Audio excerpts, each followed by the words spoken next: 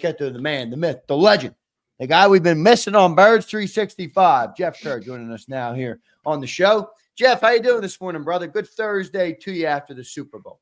I'm finally on a normal sleep schedule, Zander. Yeah, you guys have been grinding, Jeff. Good to have you back on the show, man.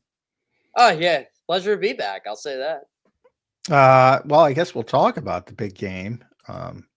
I didn't see that coming. I don't think anybody saw that coming. Where do you start with that performance? For me, it's the defense, but where do you start? I really don't think we've seen a team dominate like that in a Super Bowl since Seattle dominated Denver. I don't think anybody saw that coming either. No. When, first play of the game is a safety, and it just kind of snowballed from there. It was, the defense, I can't say enough about how great that pass rush was. They did not blitz once, and they were able to get to him. And I just remember Saturday night, I'm thinking to myself, you know what? The Chiefs' offensive line really isn't that good. And I said, don't pick against Mahomes and Reed. I'm like, I might change that. And yeah, Jalen Carter, Nolan Smith, Josh Sweat, Milton Williams, Jordan Davis. Yeah. Definitely what I was thinking in the back of my head came true. Yeah, I went immediately to Tom Brady and Patrick in their 2 Super Bowl losses. In the case of Tom, not the Eagles, the other 2. He's been in so many Super Bowls, but where the New York Giants beat him both times. It's pass rush.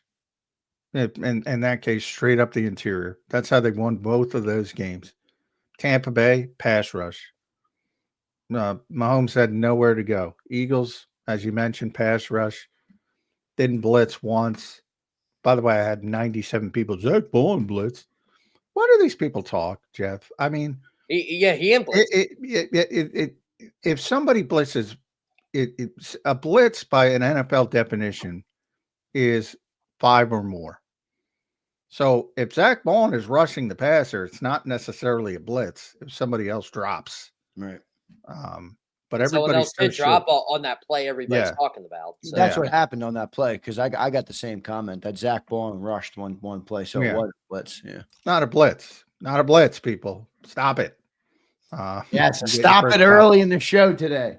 But anyway, I digress because I've got so many people. No, he rushed. I'm like, just stop. What do you don't know? Don't pretend you know. It's so funny, John. Like I spent yesterday defending Jason Kelce, which he doesn't need me. We haven't talked about that. Oh my Lord. Yeah, he doesn't need me to defend him, but I'm like, come on, man. Like I literally posted. I'm like, look, I have my link. The story I had pinned from the Super Bowl 2 years ago, I really do think people should read. It is about how Jason and Travis, basically, Jason saved Travis's life, essentially. Yeah.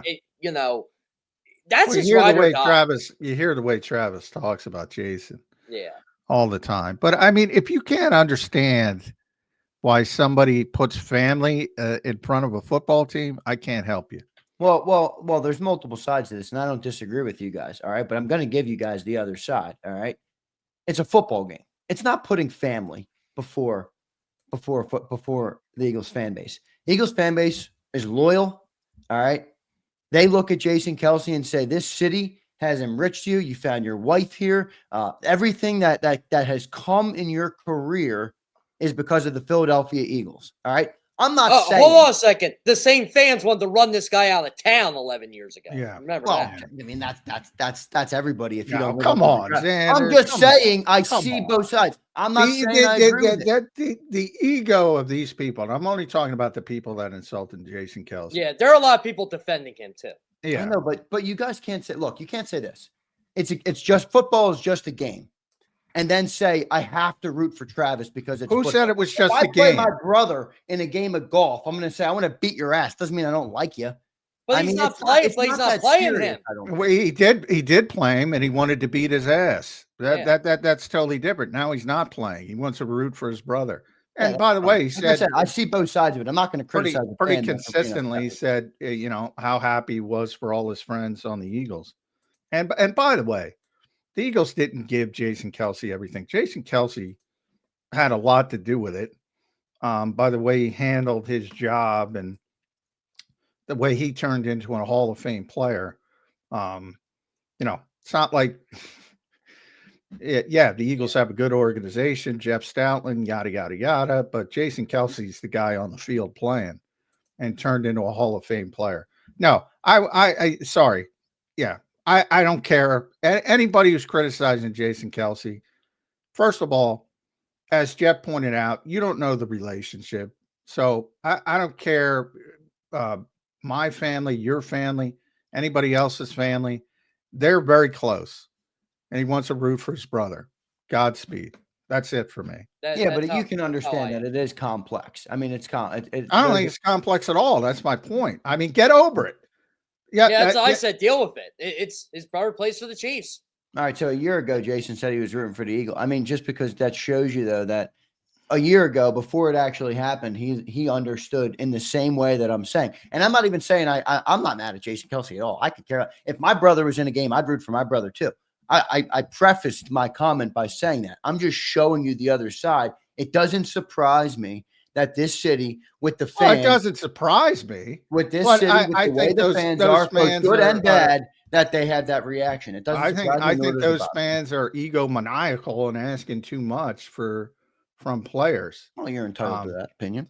Yeah, I literally gave it his all every single day he played here, and still gives his all to this organization. Like it had to be. Wait, how about this though? I want to ask you guys both about this. I mean, it's got to be tough also for Jason, right? I mean, you're the Hall of Fame guy there. You're the most loved center in Eagles history for a long time. I mean, for the last 3 years, it's been Jason Kelce, Jason Kelce, Jason Kelce. And then you hang him up and the team goes and wins the Super Bowl the very first year after. It's a tough. I understand the mixed emotions that Jason must have had watching that game. Well, he loves, he considers Lane Johnson a brother, and he's a big part of the organization. I joked in the offseason, you'll see it. He's around there more than anybody else. So he loves the organization. Two things can be true at the same time. Unfortunately, it worked out that way where it was the Chiefs and Travis against the Eagles again. And he made it very clear that he was happy for the Eagles. But people hear what they want to hear. I can't. But, here's the one thing I'll say. Jason should know these people will turn on you on a dime. He should know that. And he should have thicker skin, especially if he wants to stay in this industry, which he's having tremendous success. They're gonna. I would have had more respect if he came out and said, "Fuck you, Philly. I'm rooting for my brother." What the hell are you guys talking about? I think that would have been better. But you try and cower or you try and appease everybody, it never works. I agree with that. I agree with that part. I said, 90. Most Eagles fans don't care about anything but the Eagles, and there are bigger things in life. Yeah, and most people are set in their ways when it comes to their opinion. They never want to hear the other side, or as our buddy Andrew DeCecco says, they don't want to elevate the conversation when you want to elevate the conversation. Hey, that's mine. DeCecco's still there. Andrew DeCecco got that. Yeah, okay, so that's from you. Come on, DeCecco. Don't try and pull that on me. Johnny Mac's been saying that for freaking years here on Birds 365. No, but look, Jeff, like you just said, nobody wants to see the other side. I'm not saying I agree with it. Again, I'm not mad at Kelce at all. I love Jason Kelce. He did a lot for this organization. He brought a Super Bowl to this city as well. Gave one of the most iconic speeches in the history of this city, which I will predict right now will not be topped tomorrow. I'm just giving you guys the other side. It doesn't surprise me that. Yeah, you know what? There's someone I think that could do it, and he's not a player. Vic Fangio? No. You know where I'm going with this, John. Nick? Yes. I like that. I got to see Unplugged Nick Sunday. Yeah. I think Jordan's going to be the guy, Jordan Mailata, because people like cursing, and he's going to curse a lot. Jordan just says, you know what, every 3 words. People like that. So I think it's going to be Jordan. Jordan's a good pick, too. There's going to be a lot of F-bombs. Landon's a sleeper, too. Do you think anybody thanks the Giants tomorrow? I hope not. I'm like so done. Like Oh, Saquon Barkley I won a can't Super Bowl. I can't get And like he's enough on of the this. Tonight Show or whatever it was. I found they're like, oh, the Giants, and I'm like, dude, just let the guy move on from the damn New York Giants. It drives me crazy. I'm so I'll tell you done with what, the though, Giants. the way the Giants treated that guy, I'm just saying, like, Yeah, I get it. It's not Joe the Shane Giants. is By the way, it's not Joe the Giants. Joe Shane is not a good dude. That's where this all comes from. Yeah, because the other Saquon mentioned he still talks to the who's the GM that drafted him, Jeff? Dave Gettleman. Dave Yeah, Gettleman. they love Brian Dable. They love. They always call him Mr. Mara. They love him. Yeah, they love John Mara. They love Steve Tisch. It's one guy. It's one guy. And he's still there. So they're gonna harp on it. It's one guy. Saquon, in fact, Saquon was on Howard Stern's show as well. And they sent me the quotes from that. He was asked it again. I'm sure he's sick of it. I'm sure he'll get asked it again today at clean out day. And he basically said that that his chip on his shoulder, just the obsession of trying to be great rather than a get back or, flipping the bird to the Giants because it's a business. It's the NFL. I've seen worse, to be honest, he said. I've seen worse, and they could have done me wrong. They could have tagged me, could have forced me. They could have traded me. They actually gave me what they did in our business was kind of the respectable thing to do. And that's no surprise because Mr. Mara, to Jeff's point, and Tisch, which is the other owner, and the whole organization is first class. That's from Saquon fucking Barkley. Can we shut the book on that? I know. Seriously. He loves John Mara. He loves Steve Tisch. He loves everybody in that organization. Daniel He's Jones. shotgunning. He loves Daniel Jones. Yeah. Exactly. Wasn't he at the NFC title game? Yeah. Daniel Jones? He's at the Super Bowl too. Oh, Yeah. was he? Nice. Yeah. He's gunning beers with Nick Gates because they were on the Giants together. That's pretty funny. He loves the entire organization except for Joe Shane. Yeah, I wish everybody could put that one in the rearview mirror. Yeah, no. And Me hopefully too. Jeff, I want to ask you about something though. All right, with this Super Bowl, in my opinion, this is the biggest. The vindication here is mostly for Jalen and Nick Sirianni. Now, maybe that's wrong, but in my opinion, those are the two guys who overcame, I think, the perception around the league, whatever it might be, from whoever it might have been. And those are the guys who got over the hump and proved the naysayers, the critics wrong, whatever you want to say. Your take on that, your take on what those two guys have accomplished. And now you start to look at their 4-year career together. And Jeff, you're like, holy shit. You top it off with the Super Bowl now. It's like all of a sudden that win percentage comes into play. All of a sudden, how many games Jalen Hurts has won comes into play. And you start looking at this body of work. 2 NFC titles, a Super Bowl MVP for Jalen Hurts, the 700+ winning percentage for Nick Sirianni, and all pro for Jalen. You're like, don't blink now, but these guys are on a Hall of Fame level trajectory through only 4 years. Your thoughts on those two guys after winning the Super Bowl? I mean, even if they lost that Super Bowl, I'd still hold Jalen Hurts and Nick Sirianni in high regards because it's really hard to even get to a Super Bowl. Yep. And you've been to 2 of them in 4 years now. Look, all Jalen Hurts has done is win. At any level, and I have said this repeatedly. This football world cannot admit a quarterback that got benched at halftime in the national championship game for whatever reason, performance, whatever, was a second-round pick, couldn't throw, this or that, is actually good. They want their story. They want their Joe Burrow. He wants to still be dominant. They want their first-round picks to win. They just can't admit that this guy that got benched for Tua Tagovailoa won and wins. They just can't admit it. And it is a chip on Jalen's shoulder. And I just think he carried that wherever he went. And when we got those couple standstill moments of him smoking the cigar and him sitting in the lobby with the trophy, I could pretty much hear him what he said, like, I effing did it. We effing did it. And it was, it was like, validation. It's like, okay, now what are you going to say? Now what's your BS excuse? Josh Allen don't have one. Lamar Jackson don't have one. Joe Burrow don't have one. Oh, by the way, I beat Patrick Mahomes. I slayed the dragon, right? Like, Absolutely. I mean, Jeff, if you look across the entire league right now, just look at active quarterbacks for a second. This is a 26-year-old player. All right. If I'm not mistaken, Jeff, you and John both. Correct me if I'm wrong here. I got Aaron Rodgers is an active quarterback with a Super Bowl ring.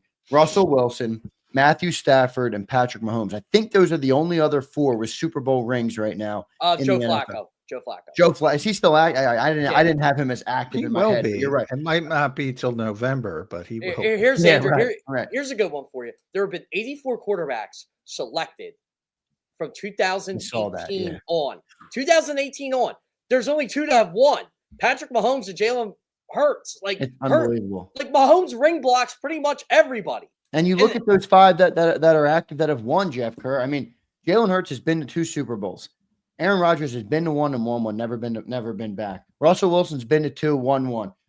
Who's the other guy I mentioned? Who's the other guy I mentioned? Matthew Stafford has been Matthew to 1 Stafford and been to 1 and won 1. Jalen Hurts, I mean, he's only 4-year career. He's kind of been further and not accomplished more. That's not the right word because these guys have long careers. But through 4 years, his trajectory is better than all of those people. He's second to only Mahomes in terms of that.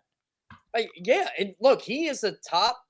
I think overall he's like 7th in career win percentage as a starting quarterback. Where you think wins his quarterback stat or not, it's still impressive for him. I agree, and I just think people want this Dan Marino type quarterback that, and not Philadelphia. I'm just saying, Well, I think a lot of people want that. Well, that doesn't win. It doesn't guarantee wins, that's for Well, sure. yeah, but I do, because we talked about elevating the conversation. There are other players out on the field. Because I really, it's a pet peeve to mine when people say Patrick Mahomes, Jalen Hurts, Josh Allen, Lamar Jackson, like nobody else is helping them or hurting them along the way. Yeah, I think. Now, I get it. I get it. It wouldn't. That's what it's about. You win your Super Bowl championship, Super Bowl MVP. But the irony of that is, I always say that about John Elway. John Elway was great when he was losing Super Bowls. He was at the end of his career on fumes when he was winning Super Bowls because of Terrell Davis, and the defense. And the defense. Now this defense,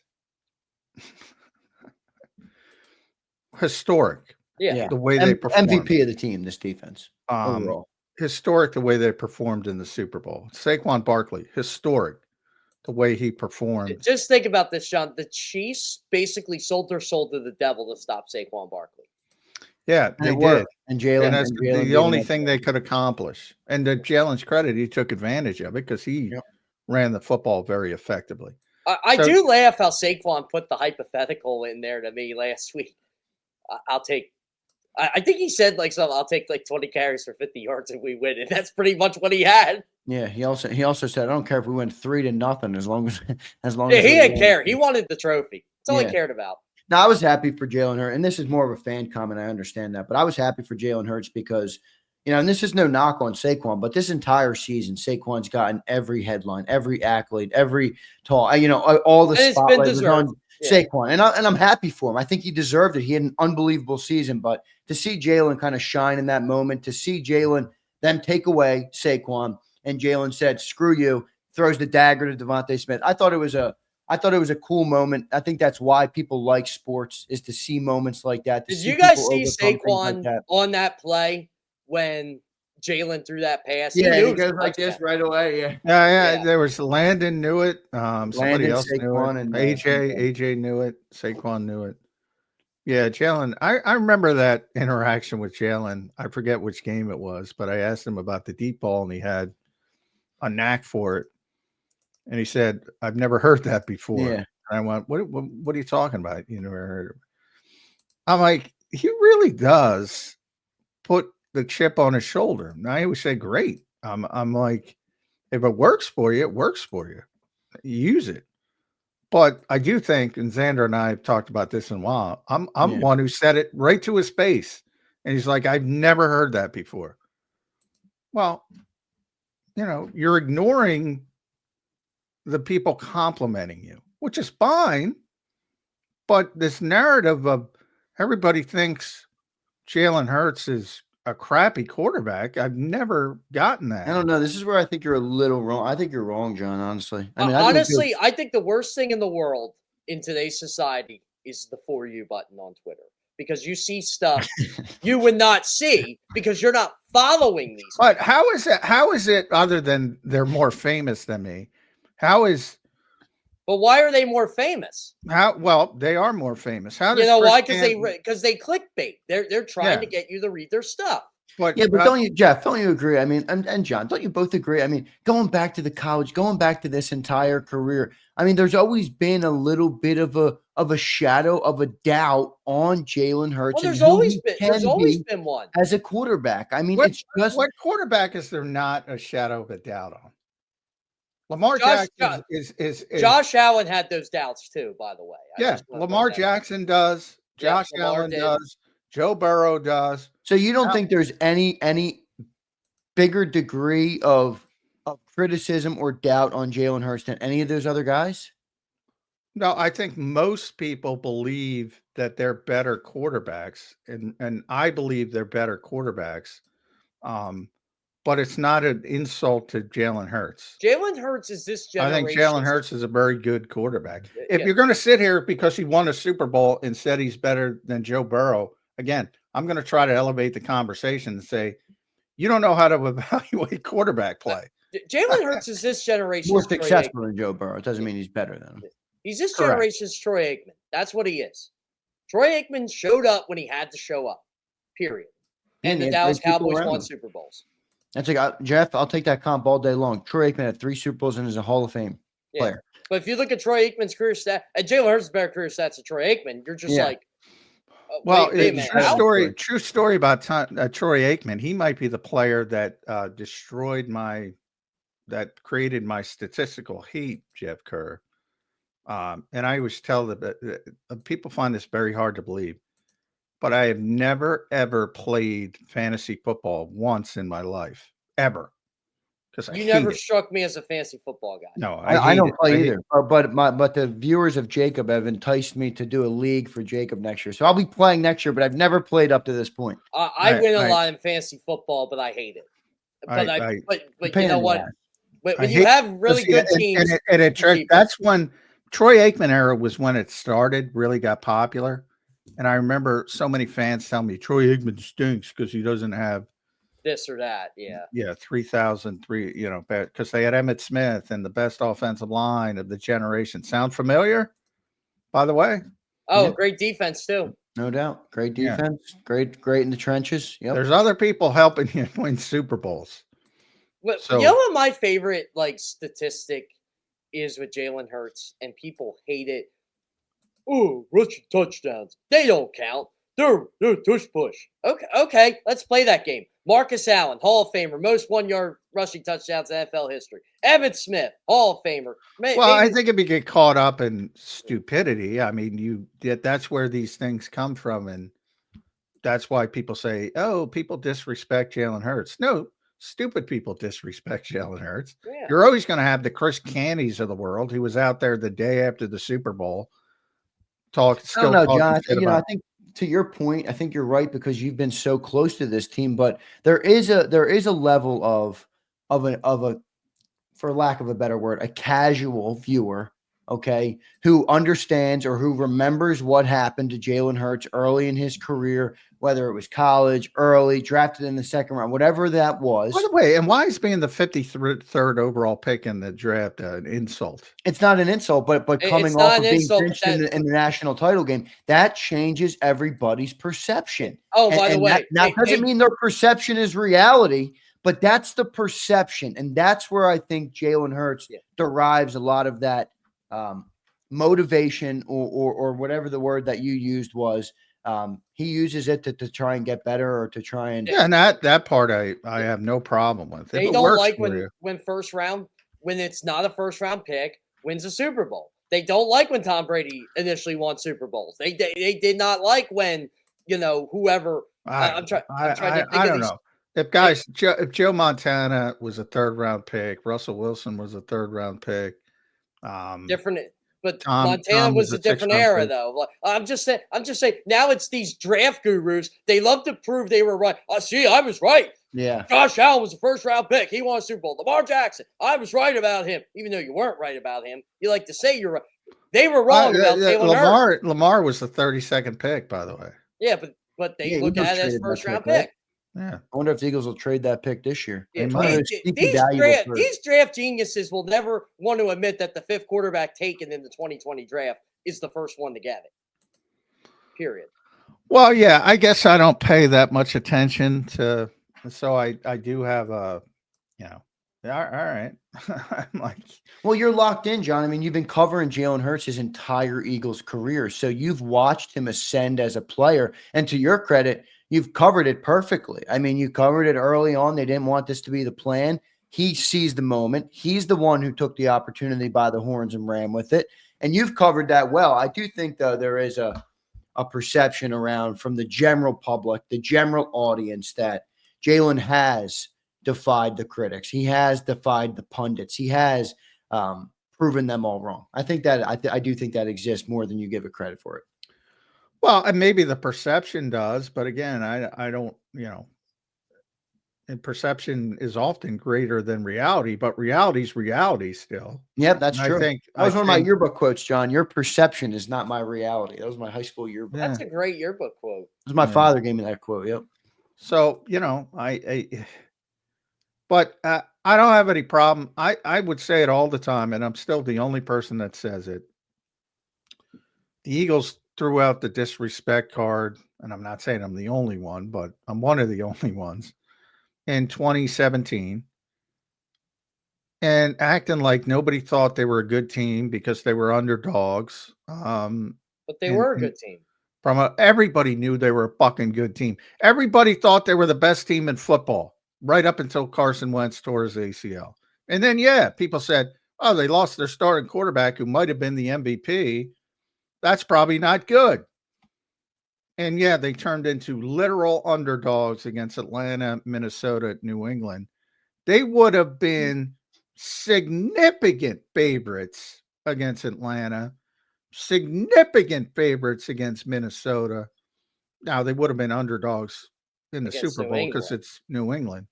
But nobody disrespected that team. Everybody knew how good that team was. But they used it, and it worked. And I had no problem with them using it, and it worked. But again, perception is not reality. To be honest, the 2017 season really made me turn on the fans because I had to hear that BS. Nate Sudfeld should start. And I just laughed. I'm like, you people know absolutely nothing when it comes to your football team. Absolutely nothing. And I knew that for years because they still shit on Donovan McNabb. So, John, Andy Reid. Andy Reid could coach around these people like a wet paper bag. Jeff's taking some of the heat off me. Well done, Jeff. I'll tell you what, the great people of Birds 365, the best listening audience, by the way, in the world. I don't think there's a more educated listening audience than ours. They were not happy with your Chiefs pick last week, Jeff. That's all right. I'm wrong. I've been wrong. I picked the Eagles to beat them 2 years ago. So yeah, I got it. I wasn't mad at you. I understood your logic. I picked the Eagles to win, but I did not think it would be that kind of beat down. No. And you know what? It was funny. If you would have asked me last week, Zander, if you had to pick any of those teams to win in a blowout, I would have said the Eagles. I wouldn't have said the Chiefs. To me, going into the game, Jeff, there's only 3 options. Close Eagles win, close Chiefs win, or an Eagles blowout. I didn't think the Chiefs had the ability to blow. No, because they don't blow out anybody. Right, exactly. Yeah. They don't do that at all. We both said that numerous times during the week. If it is going to be a blowout, the Eagles are going to win. It's going to be the Eagles, right? Yeah. This is where I give the Eagles this is where I really give them credit in this game. They did not let their foot off the gas pedal once. Look, it was 40-6 with 5 minutes left in this game. And then they called off the dogs. Yeah. Jeff, did you happen to catch on the NFL? Now, I missed it, and they haven't posted it on YouTube. I don't know why they haven't posted it, but did you happen to catch the mic'd up? Apparently, last night it was on at like 1 o'clock. I watched Inside the NFL. I missed it. I went to bed. I was too tired at midnight. I went to bed. They were like, it's re-airing at 1. I'm like, shit, I missed it at 8, but I'm hoping they put it on YouTube today. Oh, it was great.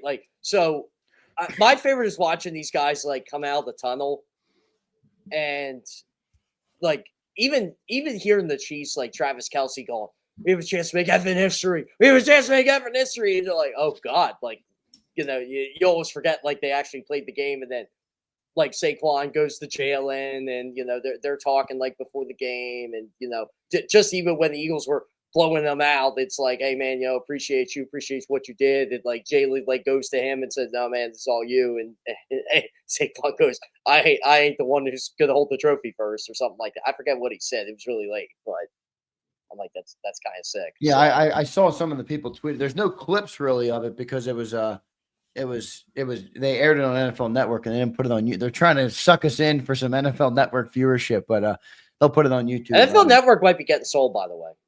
Yeah, Really? ESPN. Yeah, ESPN's gonna. You know, everybody started networks. I think even the NFL, like the NBA, did it and eventually sold it off. WWE did it, eventually sold it off. Even the NFL. And they all thought that there would be this huge audience for old games, you know, legendary game. Nobody watches it. Nobody watches it. They used to years ago. I remember when it came out, like in 2003. That was like a big deal that they had all that for like stuff. a week, and then people go, nah, I want something new. Well, we got to remember too. Back when the NFL Network started, there was no YouTube. Yeah, there was none of that stuff. Like, so they've been looking to sell that thing off for years because Yeah. they don't make money. That's like the only thing they don't make money on. I mean, do you watch NFL Network, John? I really don't watch it that very much. rarely. I Very do. rarely. I like it. I like it. I mean, I'll see clips on there, but I mean, when you say stupid shit, I mean, I'm not going to watch you. Jeff, I've been telling people I'm channeling my inner Jeff Kerr this offseason because I want to. I'm going to go back and watch all the old football games and some of the old classics. So I've been telling people because there's a working joke. I'm not a big movie watcher, so John and all of our viewers make fun of me for it. But I said I've been channeling my inner Jeff Kerr. I'm going to be watching. That's old all football. I do. Like I got so many seasons I need to watch of football, and you know I'm probably going to go back and watch the 2024 season at some point. But well, do it quickly because once ESPN gets it, you're probably going to see some massive changes. Oh yeah. But anyway, I digress. Well, there are a couple YouTube accounts that do a really good job at making sure they can get them up. I hope NFL Films doesn't get sold. Yeah, it is. It's part of it. Oh no, it's part of it. Yeah. By the way, guys, I had one of those moments where I normally would say something and I don't, and I didn't. And when I came in Sunday, I got in early. I got in with the broadcast team, and Aaron Dolan was walking in behind me, and I almost said, "Oh, look, there's the person responsible for Alec Bohm's .210 batting average in the second half of last season." I didn't say it, but I was. No, is that his girlfriend? Yeah, that's his girlfriend. Yeah. It was probably the worst kept secret, but no one said anything. Well, you know, I don't blame Alec. I'll just say that, but I can't blame him for that. But with the Eagles, people are moving the goalposts with Kellen Moore leaving. Worst kept secret, New Orleans. He was going to be the next head coach. It's official now. And you still got all the, worried. Oh, Jalen Hurts has another offensive coordinator. This. They had a first-year offensive coordinator this year. They won the stinking Super Bowl. Can we put that to rest? I actually think that makes the legacy of Jalen even better that he has a different play caller every year. Everybody does, Jeff. What's the longest tenured offensive coordinator in this league? Oh man, that's a really good question. It's like 2022. Yeah. Well, even all time, was it like Bruce Arians? Well, no, I don't mean all time. I mean in this environment. Like currently, currently. All the offensive coordinators just move around like, deck chairs on the Titanic. No, depending on if you succeed, you're going to lose them. Howie talked about this last offseason. Part of it, if you succeed, you're going to lose them. And if you don't reach expectations, you're going to lose them. So why worry about it? One thing I'll give the Eagles a ton of credit for, they were definitely prepared for this to be a one and done type thing. Yeah, I mean, I think they were a little blindsided by what happened with Gannon. Oh, they were, but that was completely, I don't want to get in that, but that was completely an issue. Remember, Arizona hired Monty Ossenfort late in the process. Yep. So that was completely legislation. They didn't, in the lead up to the Super Bowl at that time, because they keep changing the rules, but at that time, you could have a second interview with a candidate like Shane Steichen with Indianapolis. Indianapolis interviewed Shane Steichen in the lead up to the Super Bowl Yeah, they because did. that was their second interview. Because Ossenfort got there so late, they didn't request Gannon early. So you remember he told everyone after the championship game that he was coming back because Houston, that was the other job he was up for, made their decision, went in a different direction. So he said he was going to be back. Then Monty Ossenfort called him to congratulate him. Called him Monday. Yeah, congratulate him to winning the NFC Championship. Said, look, would you be interested? And that was it. But that's against the rules. He did an interview with Arizona leading up to the Super Bowl, but he also didn't tell the Eagles. So that was where they were a little bit upset but from his perspective, and I talked to him about this, from his perspective, it was a flippant call. It was like, oh, congratulations. Would you be interested? Yeah. He told me at the owners' meetings, it was a congratulations. Oh, and by the way. Yeah. So, that's what happened. He didn't interview. Shane did, the irony of that. And then after the Super Bowl, he left. But by that point, Vic was gone. Vic was off the table. And Vic went to Miami to be the highest paid coordinator in NFL history.